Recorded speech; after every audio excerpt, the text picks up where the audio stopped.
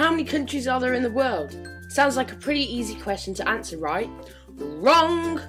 Countries do come and go, but it's still virtually impossible to tell what distinguishes a country from a region or a place. Take Scotland or Wales, which are part of the UK and have been for centuries, but they are referred to as countries. But what would that make a UK? A federation like Russia or the Commonwealth? But no, all of these regions are part of the UK, whether they like it or not. If you don't know the answer, what should you do next? Nope, not that. Go to a recognised and respected group that tells every other country what to do, or a RRGTTEOCWTD. Catchy.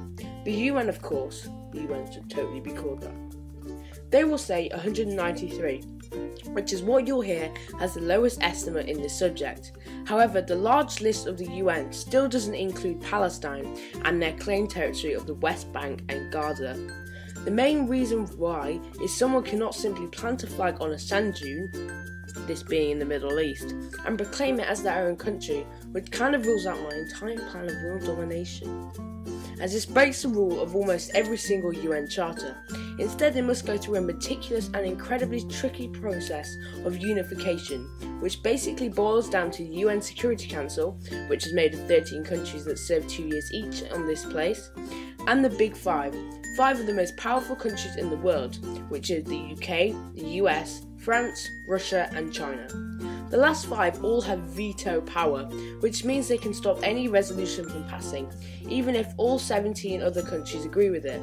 Palestine will most likely not become a country, partly because of the US and their strong ties with Israel, the one country that Palestine is at war with, and which claims the lives of many people annually.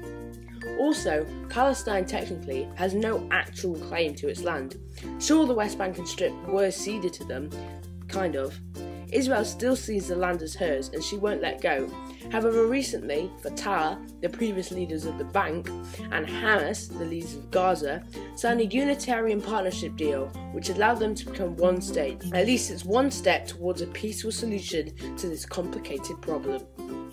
Next in the ring, Kosovo, another country forged in the fires of ethnic fighting and war.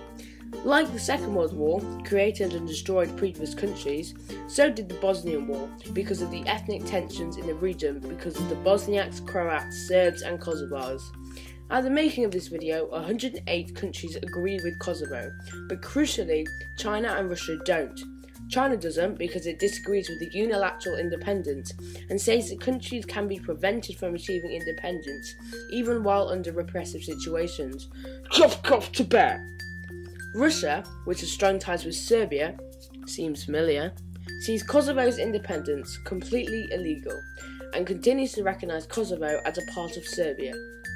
Finally, we come to the most interesting type, unrecognised states.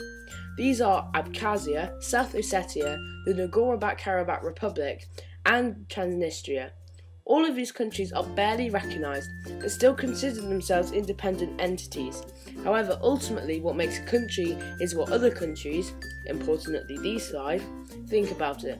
After all, anyone can plant a flag on a godforsaken piece of land, but only a few can stand before the UN Security Council and pitch their country to them. It's basically The Apprentice, but for countries. I'll leave you with that thought.